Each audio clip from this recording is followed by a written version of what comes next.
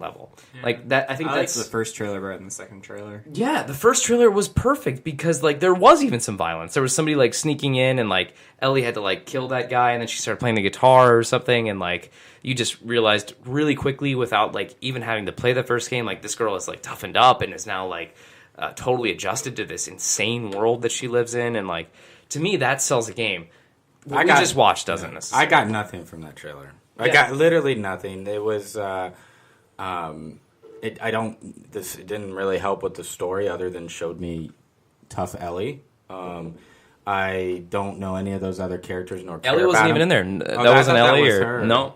I don't know. It didn't show me gameplay, so which is fine. Doesn't have to, but The developers later came out and said that that's actually, they always say this, in engine. So yeah, that's whatever. That it didn't show me. It's just, I got nothing from that trailer because what I liked about Last of Us was the universe that it was in, the story that was it was in, the unique environment that they're in with the unique bad guys. It didn't expand on any of that. None of it. Not one little bit was that expanded on.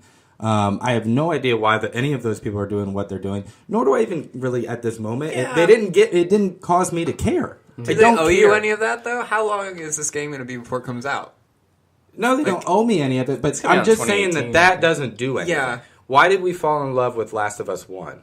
Because it was an amazing story in a unique environment. A unique relationship between Joel and Ellie. And the world that was in wasn't... Yeah, I mean, you can call them zombies, but it was a very unique dystopian universe.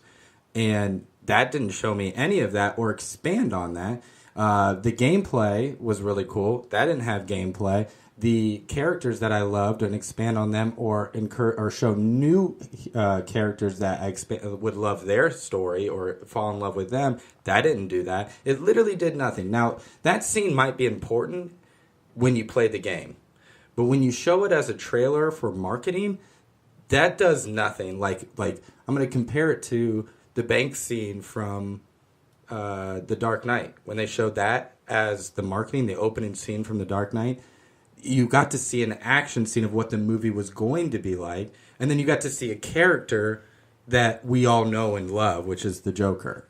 You got to see none of that in that trailer. That trailer was dumb. I want to be honest with you, like... Minus the gore, it was just dumb. What you just brought up there, though, is almost an argument for it for me, and I wasn't considering it that way. But the way that you said that, like, the Dark Knight scene where we first got introduced to Heath Ledger's Joker was, like, not anybody from the other movies that we've seen so far. It was just sort of like a theme piece to show you who this character is and what the world that you last left is currently like. So I almost think maybe that's what they were trying to go for here, where they're like, hey, like, your characters that you know are not going to be in this, or at least not in this trailer, but like to show you that this is how the world has evolved since you last left them, and this is what this is what things are like now. So maybe that's what they were going for, but it certainly wasn't as successful as it was in the Dark Knight. I mean, for someone who... I never even played Last of Us 1. I just watched Brogan play it, and I loved the game because I loved the story. Yeah. I liked it so much I didn't even play it and enjoyed it. And that trailer, like... Because it was 5 minutes yeah. long, and actually, like, 2 to 3 minutes in, I was like, can we fast forward the rest? I get the point. Like, I almost thought about that almost the whole way through. Yeah. All right, next piece of discussion we've got here. So Call of Duty comes out tomorrow, and we don't have to spend too long in this. I know we're not huge Call of Duty fans, but again, just to sort of recap, are we excited for the World War II Call of Duty? Are you going to buy this game? No, because my roommate is.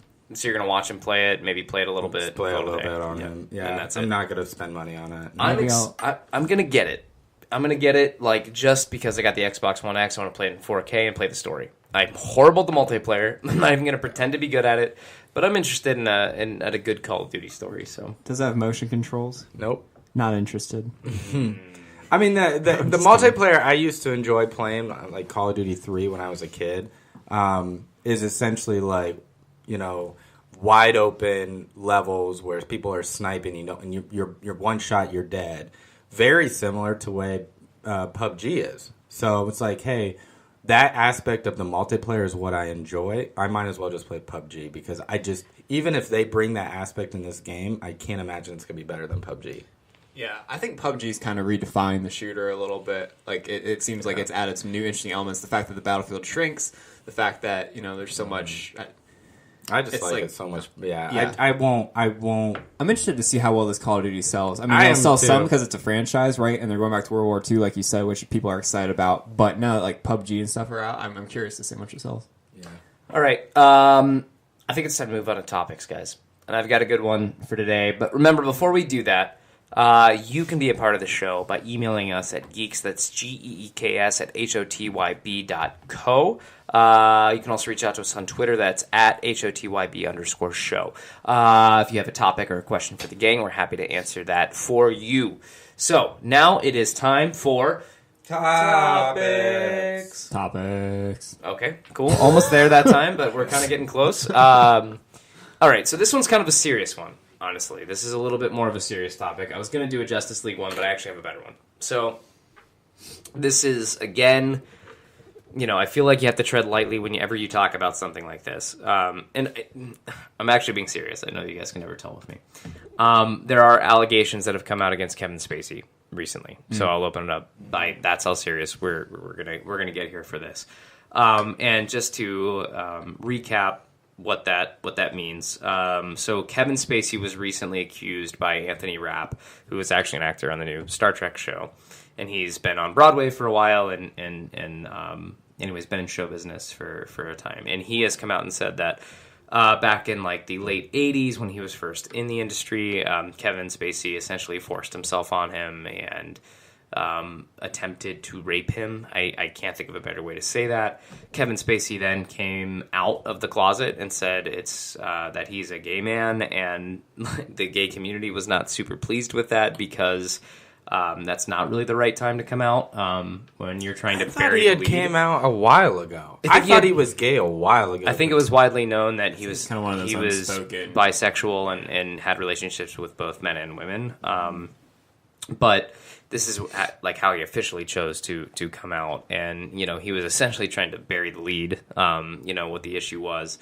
So as a result of this sort of controversy that has come out around Kevin Spacey, Netflix has actually halted Game of Thrones season 6's filming and is considering canceling the show completely. Or season House of Cards. Sorry, what did I say? You said Game of Thrones. Game of Thrones. I'm sorry. House of Cards. And so my question to you guys is, knowing this about Kevin Spacey, or just in general, like, anybody, like Harvey Weinstein recently has been, caught up in some horrible, horrible things, and he's essentially like the head of Miramax, which is the head of most Tarantino films and good stuff. Are you able, Kevin Smith, are you able to separate the art from the artist enough to enjoy the things that you used to enjoy, or does this taint sort of your image of Kevin Spacey? Like, Wyatt, I know you were a big Kevin Spacey fan. I'm a big Kevin Spacey fan. Mm-hmm. Like, Usual Suspects is one of my favorite movies. I really enjoyed House of Cards. American Beauty is a great fucking movie. Like, does this at all, like, finding out that maybe that person is a scumbag, like, does this taint that for you, or does this change something for you? Well, first, they are serious accusations. They may be true, and if they are, Kevin Spacey can go fuck himself. But I always like to think, innocent until proven guilty, and hopefully there's an investigation. There probably won't be. He actually came out and sort of admitted that it could have happened in his entire thing. He said, like, it was a long time ago and I was drunk. Yeah. Right? So, it might have, I don't know. Essentially, what was the serious of then? He's coming out. Is he going to pay up, or not necessarily pay up monetary wise, but come to light and stuff like that? If he faces his demons, do I forgive him? It's not me to forgive. It's not my issue. I guess, it was funny that you brought that up, because when I heard about Bill Cosby, that's another good example. Yeah. People, let me tell you about, like, Bill Cosby's rap sheet. Not rap sheet as the accusations against him, but, like, both equally long. Yeah. Yeah. He was an African American actor during a time where African Americans struggled to get popular on television. He's very big the Negro Fund. What's it called? The African American Negro Fund for colleges. I think he also marched with the Martin Luther King. He's a big civil rights activist.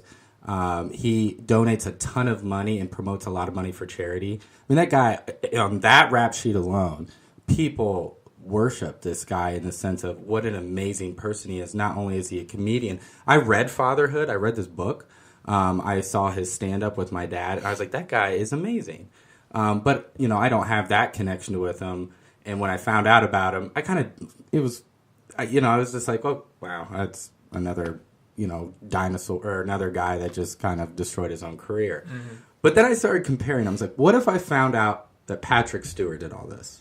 Yeah, I would be devastated. That's a really good You know point. what I mean? So, Yeah. like, for Bill Cosby, who hasn't had that big of an impact on my life, but I know there's a lot of African-American people out there that have looked up to him Absolutely. and the things he's achieved, and they have this, like, crossroads where, like, do I still admire the things he's done, even though there are these awful accusations that, after 40 people, I mean, come on.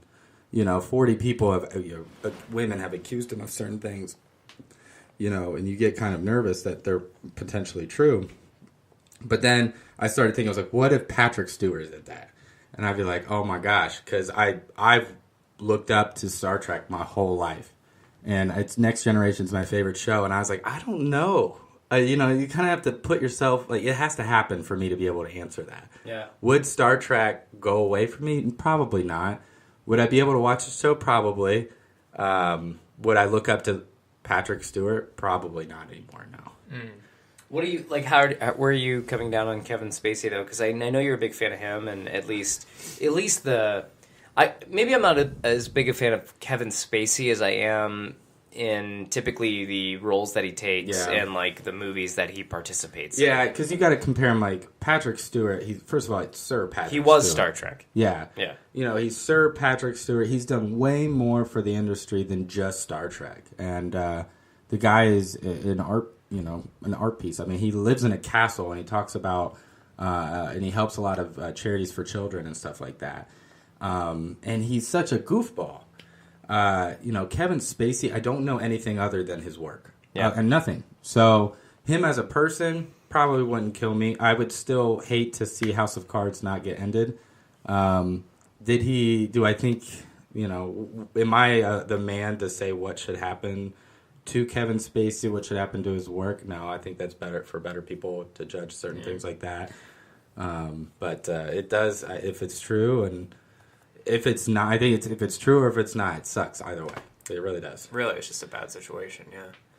Kevin Smith, just on the Harvey Weinstein front, like, just to prove why I love Kevin Smith so much, he actually came out and said that he's donating all of his residual income from his Miramax movies or Harvey Weinstein produced movies. He's donating all of them to women's charities. So Kevin Smith is just the fucking man. He's the man. The king like, of the geeks. Jesus Christ, I love Kevin Smith. But how do you feel about all this? Wait, who is Kevin Smith? How do you explain Kevin Smith? Jay and Silent Bob? Jay and Silent Bob. Oh, okay. One of those guys? Yeah, he was Silent Bob. He's Silent Bob, but he wrote, so he went out of college. You'd recognize He him. maxed out his credit cards to make Clerks. Right? Oh, okay. Just a movie with his friends. I mean, it's not even like, it's like what our friend Nick did. Just made a movie with his friends. He spent every penny and every credit card that he could on making this movie. And that became a cult classic. And the next thing you know, he's a writer. He even helped write several scenes, and he was in the movie for the 5th Lethal Weapon. Or no, Die Hard? Die Hard. Live Free or Die Hard. When Bruce Willis read the script, he's like, some of this is garbage. Kevin Smith rewrote some of it. That guy writes a lot. He writes a lot for comics. He writes a lot for movies. He acts in some of these movies. Zach and Miri make a porno. He's done that. Good movie, actually. Yeah, It's a great movie, yeah. Jay and Silent Bob Strike Back, Clerks 1, Clerks 2. We could do an entire episode on Kevin Smith. Yeah, the guy's a great guy. He's fantastic. He does Q&As. He always ends Comic-Con. So he does Q&A one doesn't end Comic-Con, but the Saturday, the big show, he's the last one. He does a Q&A, and you can just walk up to a mic and ask him a question. And the best questions are the most ridiculous ones. Like, if your asshole was a portal to another dimension, what would it do? And then those are the questions he gets asked, and they're just hilarious answers. Yeah. Just absolutely amazing answers. Like, hero worship all the way. Oh. All right. So we are running out of time. Do you